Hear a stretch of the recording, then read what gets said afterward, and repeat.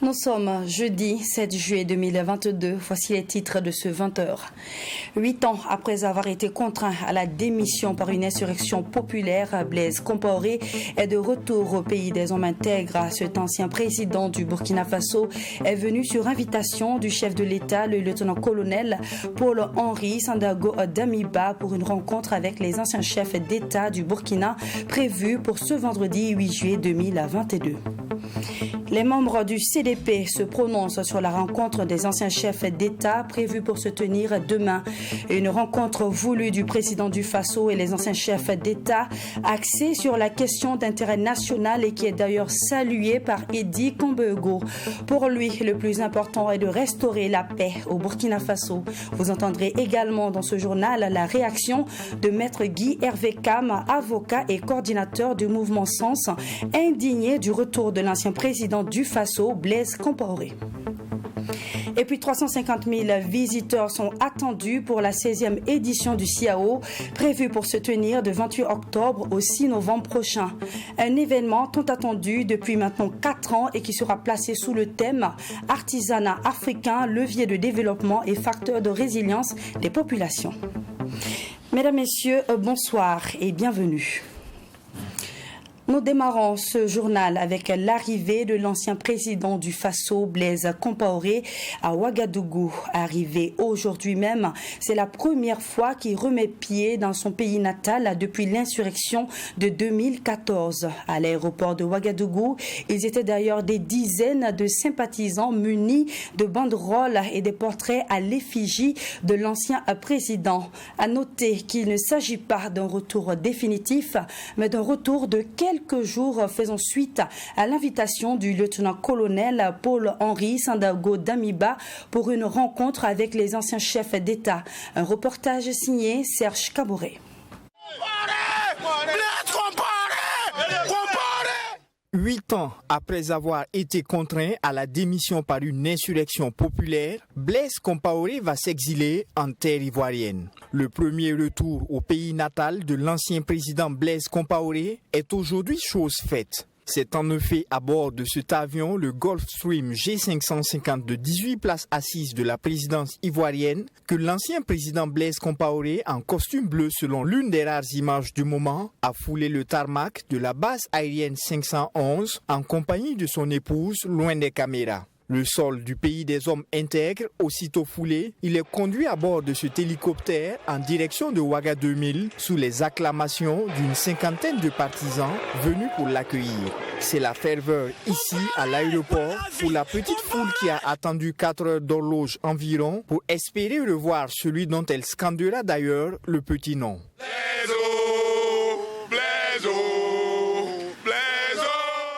Compaoré, c'est quelqu'un de facilitateur, c'est quelqu'un qui aime le dialogue, c'est quelqu'un qui concerne tous les Burkina Faso avant de faire ce qu'il veut faire là. Donc c'est pour cela que nous, on est derrière Blaise Compaoré depuis 1998. On le supporte, c'est un papa à nous. Il était au Burkina Faso, on avait beaucoup même la paix. Quand il est parti, vraiment on souffre. Nous sommes là aujourd'hui pour montrer notre solidarité avec le président Blaise Compaoré et saluer les nouvelles autorités pour leur engagement pris pour amener les Burkinabés autour d'un même table pour discuter les problèmes essentiels du pays. Nous sommes dans un contexte où vraiment le Burkina Faso a besoin de l'unité nationale. De tous ses fils et filles. Et si d'autres Burkinabés sont en exil pour des raisons politiques et que s'ils arrivent et que les Burkinabés, dans leur intelligence aussi, acceptent vraiment de se donner la main, et nous pensons que nous pouvons retrouver la paix, tant entendu que nous recherchons depuis plus de 7 ans, je dirais. Même condamné par contumace à la prison à perpétuité dans le cadre du procès Thomas Sankara, la justice ne doit en rien compromettre les chances d'une vraie réconciliation, selon ses partisans. C'est parce que nous avons une nation que nous parlons de justice. S'il n'y a pas un État-nation, on ne parlera pas de justice. Aujourd'hui, ceux qui réclament la justice, nous sommes tous d'accord parce que nous sommes tous des hommes de droit et nous savons que quand on a un problème en justice, il faut travailler à la pureté. Malheureusement, nous ne pouvons pas le voir. C'est là notre grand mécontentement. Mais à son retour, je pense que nous allons faire une haie de là où il sera logé jusqu'à l'aéroport, parce qu'on sait qu'il reviendra bientôt parmi nous. Nous avons vu que le procès a eu lieu et nous avons pris acte, mais simplement ce que nous aimerions dire, c'est que la raison d'État est au-dessus de toute autre considération. Et quand on parle de questions de justice et de toute autre considération, c'est parce que le pays est stable et le pays est vivable que les questions de justice sont évoquées. Quand le pays est en train de partir en lambeaux, le pays est en train de disparaître littéralement sous nos yeux, je pense qu'il y a des priorités et il faut avoir le sens des priorités. Et je pense que les autorités de la transition l'ont compris et il faut saluer cela à sa juste valeur. C'est la première fois depuis son exil en Côte d'Ivoire le 31 octobre 2014 que l'ancien président Blaise Compaoré rejoint la mère patrie. Aujourd'hui naturalisé ivoirien, Blaise Compaoré est présent au Burkina Faso sur invitation du chef de l'État, le lieutenant-colonel Paul-Henri Damiba, pour une rencontre avec les anciens chefs d'État du Burkina Faso, prévue pour ce vendredi 8 juillet 2022. Un rêve devenu réalité pour les partisans de l'ancien homme fort du CDP. Le président d'honneur du parti, Blaise Compaoré, est de retour au Bercail. Cela fait suite à la rencontre initiée par le président du Faso, le lieutenant-colonel Paul-Henri Sandaogo Damiba, avec les anciens chefs d'État du Burkina Faso prévus pour ce 8 juillet 2022. Et pour l'occasion, Eddy Kombego fait une analyse de cette rencontre de haut niveau, principalement axée sur la question d'intérêt national. Michael Tougri avec la voix de Wenasida Kaboré. Blaise Compaoré a foulé le sol du Burkina Faso ce 7 juillet. L'ancien président du Faso prend part ce 8 juillet à une rencontre de haut niveau avec ses pairs, anciens présidents, sur invitation du président Damiba. Pour Eddy Kombego, ce retour de Blaise Compaoré pour le CDP ne saurait être considéré comme un triomphalisme pour l'ancien parti au pouvoir. Avoir un profil bas de l'humilité pour que les uns et les autres n'interprètent pas cela comme une victoire. S'il y a une victoire, ce serait une victoire pour le peuple burkinabé, pas une victoire du CDP. C'est une victoire de la nation.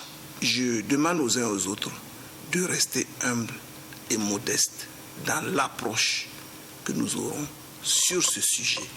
Au Congrès pour la démocratie et le progrès CDP, la rencontre de haut niveau voulue par le président Damiba et les anciens chefs d'État est une véritable opportunité pour se parler.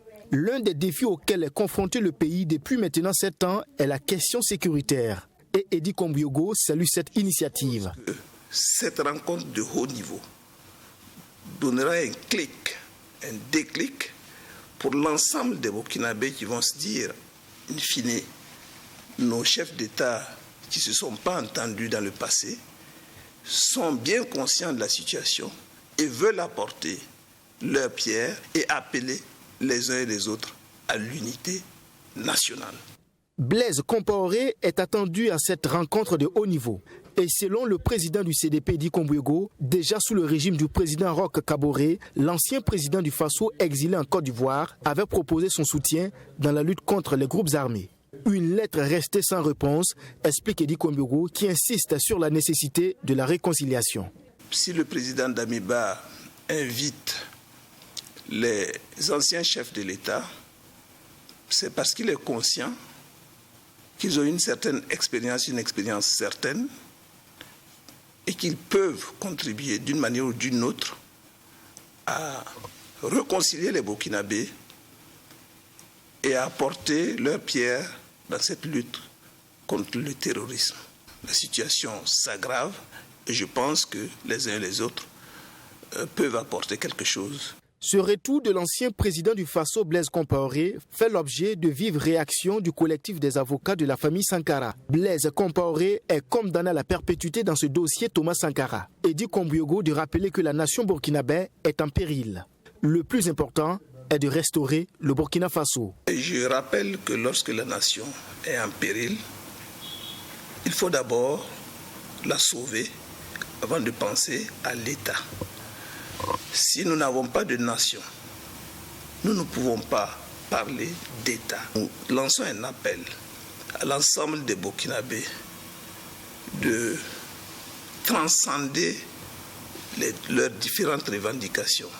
L'unité sacrée suppose que nous fassions des compromis, sans compromission. Faut-il le rappeler, le président Blaise Compaoré a dirigé le Burkina Faso pendant 27 ans. Son régime a été renversé à la faveur de l'insurrection populaire des 30 et 31 octobre 2014.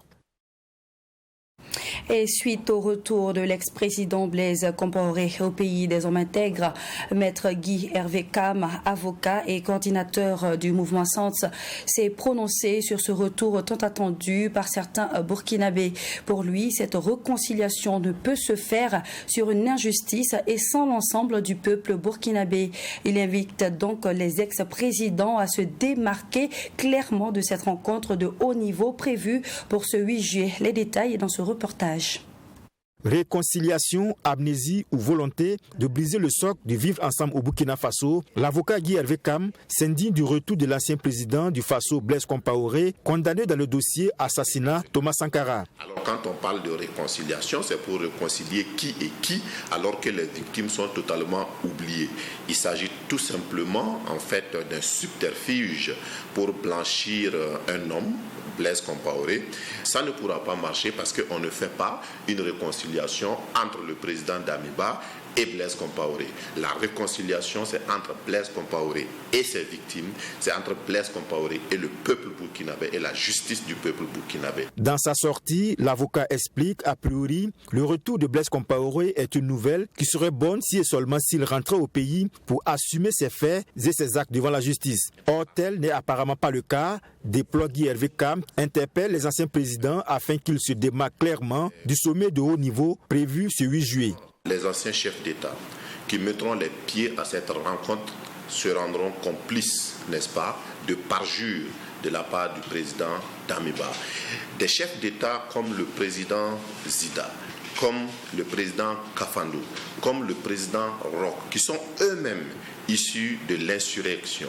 L'insurrection au cours de laquelle plusieurs Burkinabés sont morts, d'autres en subissent encore les séquelles. Si le peuple burkinabé n'avait pas résisté au coup d'État de 2015, il n'est pas certain que ni Roch, ni Kafando, ni Zida serait aujourd'hui vivant. Pour lui, il convient de rappeler qu'aucune société ne peut se bâtir, encore moins se relever d'une situation de crise multiforme que traverse le Burkina Faso en se fondant sur l'injustice, les mauvais arrangements politico-claniques et fouler aux pieds les règles essentielles de l'état de droit et de la justice. Il y a actuellement une infraction qui est en train d'être commise. Je pense que M. Paul-Henri Damiba, ayant prêté le serment de faire respecter la Constitution, de faire respecter les lois de la République, de faire respecter la justice, est en train de commettre en ce moment même un parjure. Le lieutenant-colonel Damiba sera indigne à continuer à être le président du Burkina Faso et j'espère que le peuple burkinabé, le peuple insurgé du Faso en tirera toutes les conséquences. Nul ne peut imposer le pardon quand les conditions de réalisation de ce pardon ne sont pas remplies. Vérité et justice, voilà les piliers de toute société qui veut se relever et qui veut se réconcilier, laisse entendre l'avocat Guy Hervé Cam. Voilà, un reportage signé Michael Tougri. Et puis, dans la suite de ce journal, 76,40%, c'est le taux global de réalisation des activités du ministère en charge de la fonction publique au titre de l'année 2021. En tout cas, c'est ce qui ressort du rapport des activités 2021 présenté à cette première session du conseil d'administration du dit ministère ce 7 juillet. Un taux jugé satisfaisant malgré le contexte sécuritaire dans lequel se trouve le pays. Une première session qui se veut également être un cadre de réflexion des réformes des institutions et la mise en œuvre de l'agenda de la transition. Plus de détails dans ce reportage de Alexis Wenkouni, Belemnaba. 76,40%, c'est le taux global de réalisation des activités du ministère en charge de la fonction publique au titre de l'année 2021. C'est ce qui ressort du rapport des activités 2021 présenté à cette première session du conseil d'administration du dit ministère tenu ce jeudi 7 juillet. Un taux jugé satisfaisant malgré le contexte sécuritaire difficile que connaît le pays. Au nombre des actions réalisées, l'on peut citer l'organisation transparente des concours de la fonction publique, la prise des actes de carrière, la poursuite des actions de réforme de l'administration, la poursuite de la promotion du dialogue social, la relecture du Code du travail dont le projet est en cours de transmission à l'Assemblée nationale, l'adoption des lois numéro 003 et numéro 004 sur la sécurité sociale des agents publics et des travailleurs du secteur privé, l'opérationnalisation progressive de l'assurance maladie universelle, la poursuite des actions de protection sociale. Je félicite l'ensemble des acteurs pour la réalisation de ces performances, malgré les conditions assez difficiles de travail. Cette première session se veut également un cadre de réflexion sur les réformes institutionnelles et la mise en œuvre de l'agenda de la transition, des défis qui sont à relever et se déclinent comme suit. La dépolitisation de l'administration publique et promotion du mérite, le renforcement de la promotion des principes de bonne gouvernance, la dépolitisation et la promotion de la méritocratie de l'administration publique, l'amélioration de la gouvernance du marché du travail et de la protection sociale, la systématisation du recrutement par appel à candidature des directeurs généraux des entreprises et des établissements publics, la poursuite de l'authentification des diplômes des agents de la fonction publique, la poursuite de l'opérationnalisation de l'assurance maladie universelle, la promotion du dialogue social en milieu de travail. Pour l'atteinte de ces objectifs, Bassolma Bazier invite l'ensemble des travailleurs à conjuguer leurs efforts afin de faire de la fonction publique une administration républicaine, moderne et performante, comme souhaité par la refondation. Je vous le disais, en titre, 350 000 visiteurs sont attendus pour la 16e édition du CIAO, Salon international de l'artisanat de Ouagadougou, un événement qui se tiendra du 28 octobre au 6 novembre prochain. Il était donc important pour le ministre en charge de l'artisanat de rencontrer les principaux acteurs ce jeudi 7 juillet afin d'échanger sur l'organisation pratique de l'événement. Après 4 ans d'attente en raison de la pandémie du Covid-19, la 16e édition se tiendra sous le thème artisanat africain, levier de développement et facteur de résilience des populations. Un reportage signé Maxime Jean-Eudes Bambara. Pour la 16e édition du CIAO, Salon international de l'artisanat de Ouagadougou, qui se tiendra du 28 octobre au 6 novembre prochain, 350 000 visiteurs sont attendus dans la capitale burkinabé. À 4 mois de l'événement, le ministre en charge de l'artisanat échange avec les principaux acteurs qui sont les artisans sur l'organisation pratique de l'événement. Objectif, tirer leçon des 15 éditions précédentes du CIAO afin de développer une synergie d'action pour la réussite de l'édition 2022 malgré le contexte sécuritaire difficile. Il faut déployer une logistique des aspects sécuritaires. Il y a toute une organisation à mettre en place, surtout dans le contexte qui est celui de notre pays, pour pouvoir assurer la qualité, rassurer tout le monde et permettre à chaque acteur de venir et de jouer pleinement son rôle. Et pour une telle organisation, surtout dans ce contexte particulier, c'est extrêmement important que les acteurs se parlent, travaillent ensemble, sachant qu'il y a l'intérêt supérieur de la nation. C'est un double défi qui est lancé aux différents acteurs, puisqu'en marge de la 16e édition du CIAO, le Burkina Faso entend tenir également la conférence des ministres de la CODEPA, comité de coordination pour le développement et la promotion de l'artisanat africain. C'est 27 ministres africains de l'artisanat que nous allons inviter à l'occasion du CIAO, ce qui vient rehausser encore l'éclat de la cérémonie et donc de l'événement, et ça nécessite une organisation. Mais aussi, bien que ce soit un salon international, c'est d'abord pour nos artisans. La précédente édition, on peut dire qu'on avait la chance, c'était avant Covid, et donc les défis n'étaient pas les mêmes. Mais en tout état de cause, l'objectif c'est de faire mieux que la précédente édition. Nous sommes le plus grand salon de l'artisanat, toute modestie mise à part, on peut dire, du monde. le plus dur souvent, ce n'est pas d'arriver au sommet, mais c'est d'y rester. Après 4 ans d'attente en raison de la pandémie du Covid-19, la 16e édition du Salon international de l'artisanat de Ouagadougou se tiendra sous le thème « Artisanat africain, levier de développement et facteur de résilience des populations ». La loterie nationale burkinabé Lonabé fait preuve de solidarité à travers un don de 1000 tonnes de maïs au profit des personnes vulnérables. Dans le but de promouvoir sa responsabilité sociétale, la Lonabé a procédé à la remise de ses vivres au ministère de la Solidarité nationale et de l'Action humanitaire. Ce don de 1000 tonnes de maïs d'une valeur de 340 millions de francs CFA va contribuer à la prise en charge des personnes déplacées internes et des populations vulnérables à l'insécurité alimentaire dans les 13 régions du Burkina Faso. Retour sur cette cérémonie qui a eu lieu ce jeudi 7 juillet 2022 en présence de notre reporter Mamidriana Kamabou.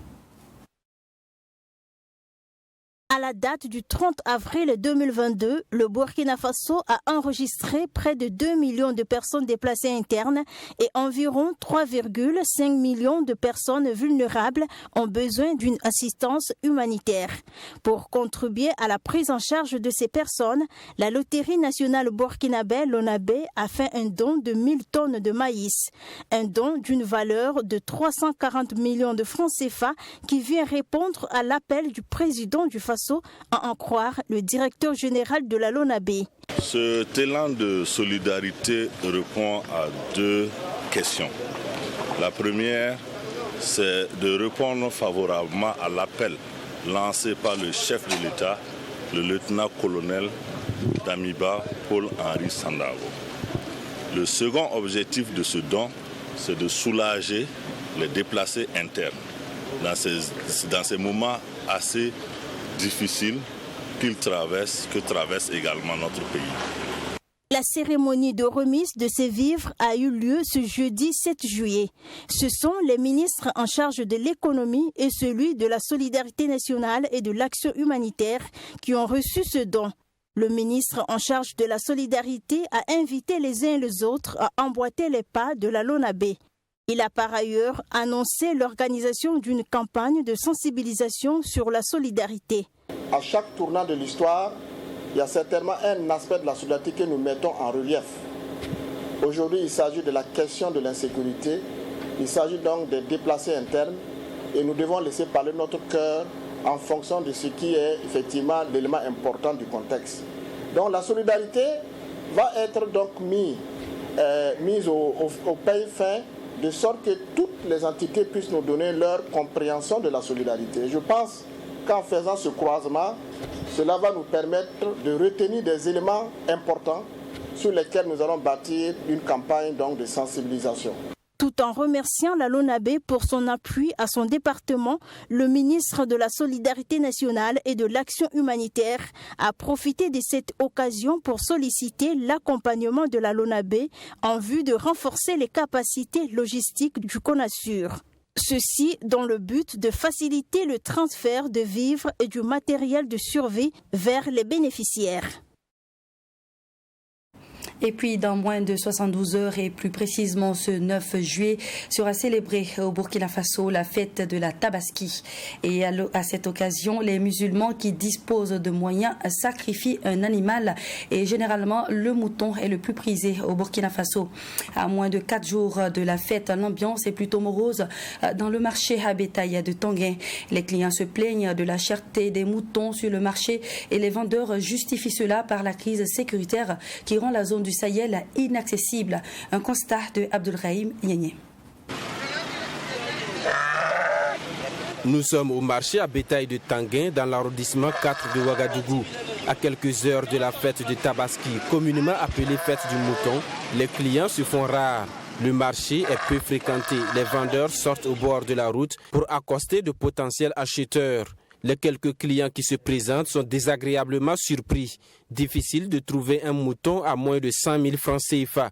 Les vendeurs expliquent cela par la crise sécuritaire qui rend Djibo l'un des plus gros marchés à bétail inaccessible. Les moutons là viennent du Sahel. Pourtant, on ne peut plus aller là-bas. C'est pourquoi le prix a augmenté. Il n'y a plus de route même pour aller à Dori. Donc nous prenons ici et à Kungusi.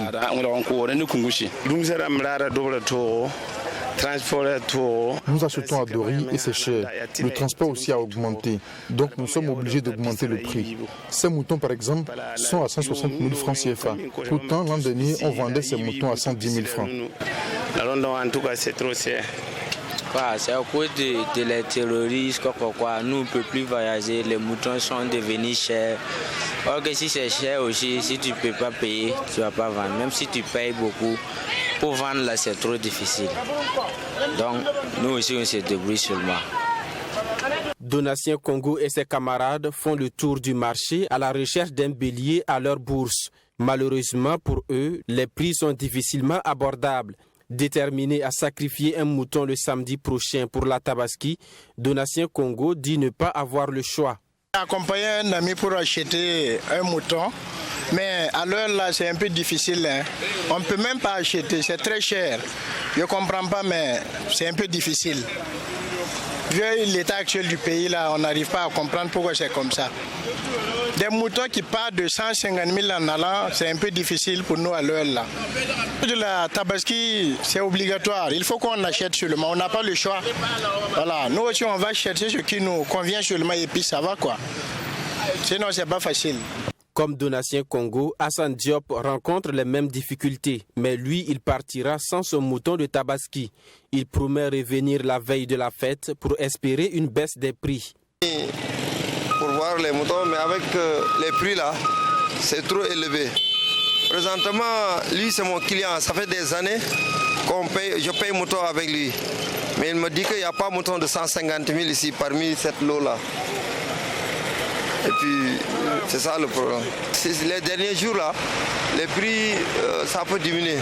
Je ne voulais pas dépasser 150 000 pour payer au mouton pour la fête là. Pour les vendeurs, le marché est morose. Ils gardent tout de même espoir qu'à la veille de la fête, l'affluence sera bonne comme chaque année.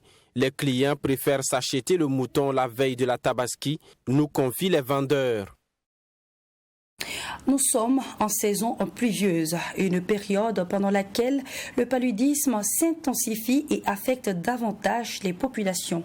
Et le principal vecteur de cette maladie, qui est le moustique, est la cause de la mort de plusieurs personnes, dont plus de 600 000 personnes en 2021 au Burkina Faso, selon le ministère de la Santé.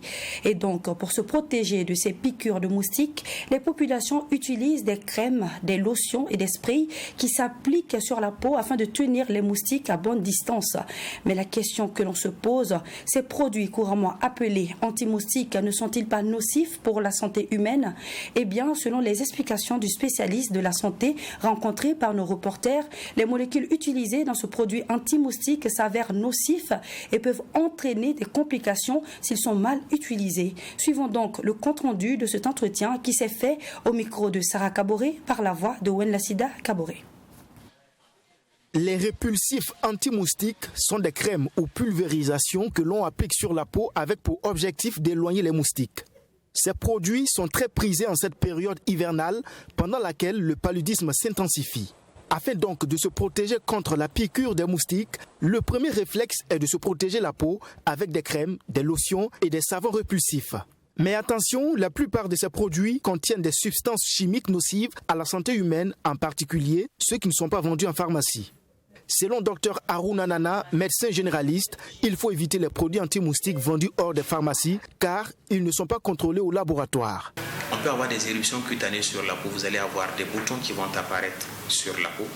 Et également, il peut y avoir des nécroses lorsque vous apportez une grande quantité de cette substance chimique-là sur une zone donnée de la peau, ça peut aller jusqu'à nécroser la peau. Il a été démontré également que cette substance ne doit pas être appliquée sur des parties comme les muqueuses, parce que ça va permettre la transmission de cette substance-là dans l'organisme. Inhaler de façon accidentelle cette substance-là, ça peut entraîner même jusqu'à des problèmes neurologiques, voire l'encéphalopathie toxique, qui peut entraîner la mort lorsque la quantité est beaucoup plus grande. Et aussi, il faut dire que vous pouvez manifester un coma ou même des crises d'épilepsie dans les cas les plus mineurs.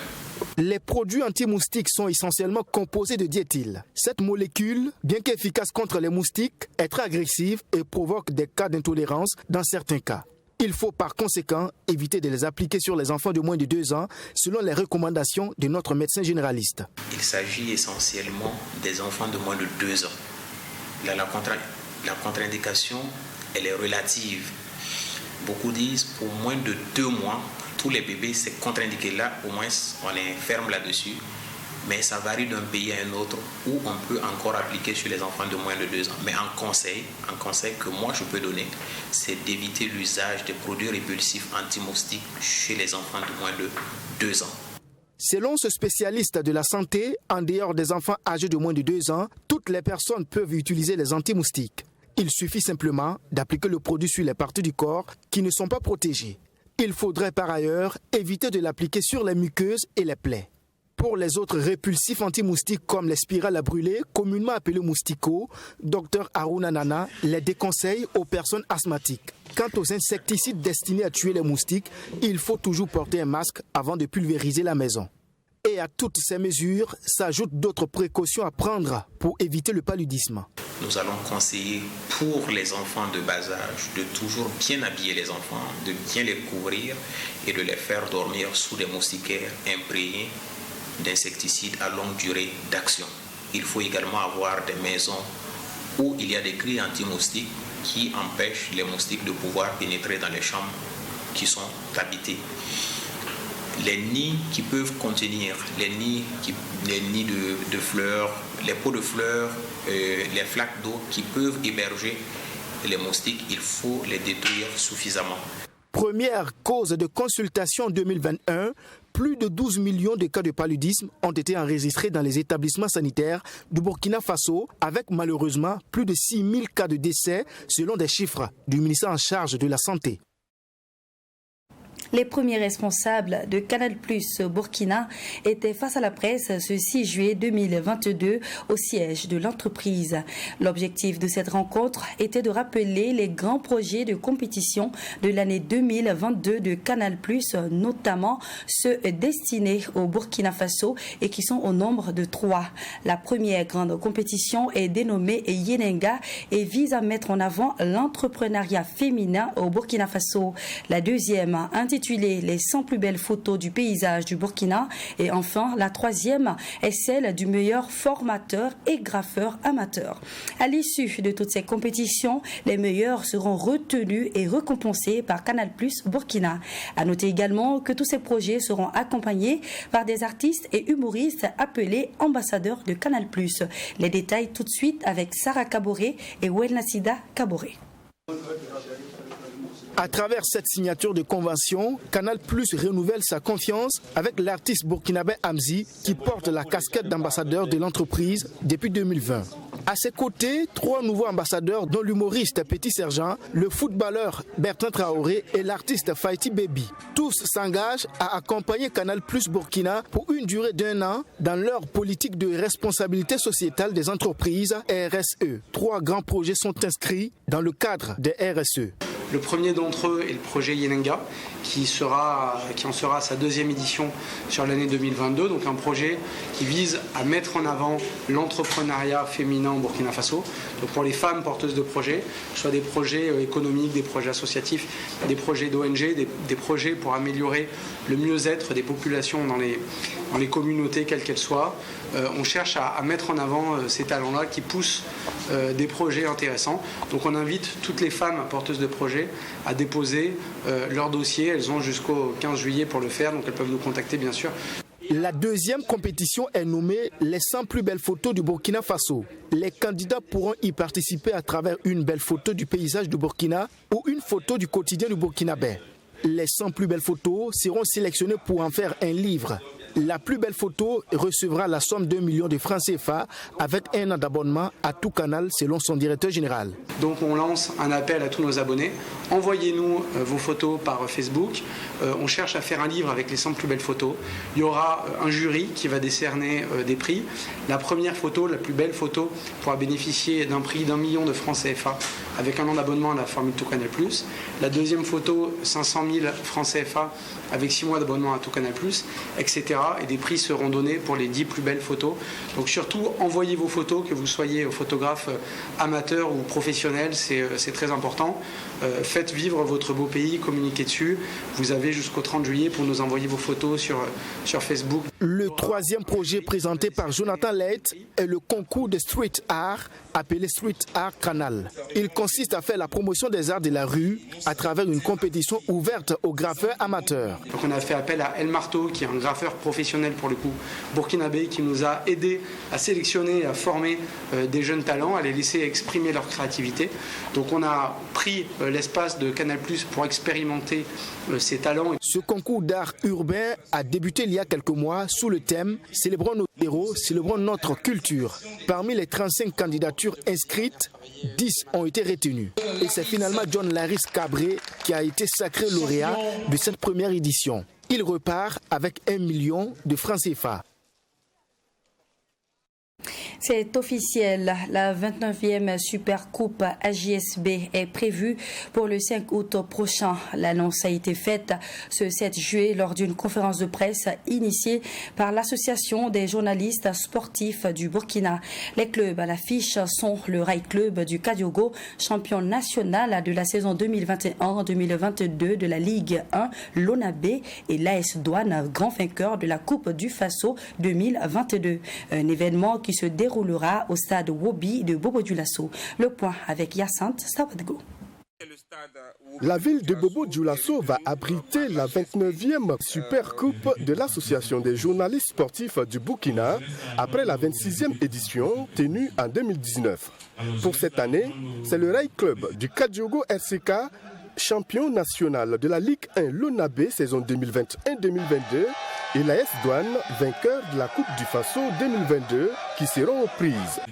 Une super coupe de la JSB qui normalement devait se tenir au stade régional de Tenkodogo, mais après une mission pour constater l'infrastructure, elle n'est pas en bon état pour accueillir cette fête du ballon rond, d'où le choix du plan B qui est Bobo-Dioulasso. Une histoire dont les pages ne cessent de s'embellir au fil des ans et des éditions. Cette année, la 29e Super Coupe AJSB mettra aux prises le Rail Club du Kadiogo qui est champion national 2021-2022 et l'AS Douane, vainqueur de la Coupe du Faso 2022. Et comme cela est de coutume depuis quelques années déjà, c'est le 5 août. Date commémorant l'indépendance du Burkina, que les deux meilleures équipes de la saison vont s'affronter. Et c'est le stade Wobi de Bobo-Dioulasso qui est retenu par l'AJSB pour accueillir la rencontre.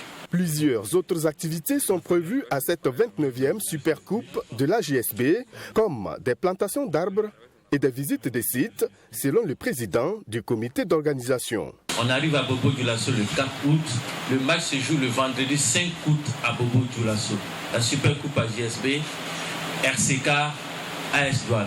Le 6 août, le samedi, nous avons les autorisations Samadeni le 6 août au matin et l'après-midi, centre Noaga Ouedraogo de Bama pour la visite du centre et le retour à Bobo-Dioulasso le samedi nuit pour bien sûr passer la nuit et dimanche maintenant le retour des différentes délégations dans leur famille. Selon les bureaux exécutifs de l'Association des journalistes sportifs du Burkina, c'est un budget estimé à plus de 20 millions de francs CFA qui sera injecté pour la cause. Le vainqueur de cette 29e Super Coupe AJSB empochera la somme de 3 millions de francs CFA et le vaincu 2 millions. Ce sera également le lieu pour récompenser le joueur AJSB du mois de mai 2022 à la personne de Babayoure Sawadougou. Sachez, mesdames, messieurs, qu'il y aura parfois des moments de doute dans vos vies, parfois même des petites erreurs, mais quoi qu'il arrive, si vous n'abandonnez jamais, vous réussirez. Fin de ce 20h. Merci de votre constante fidélité et à demain.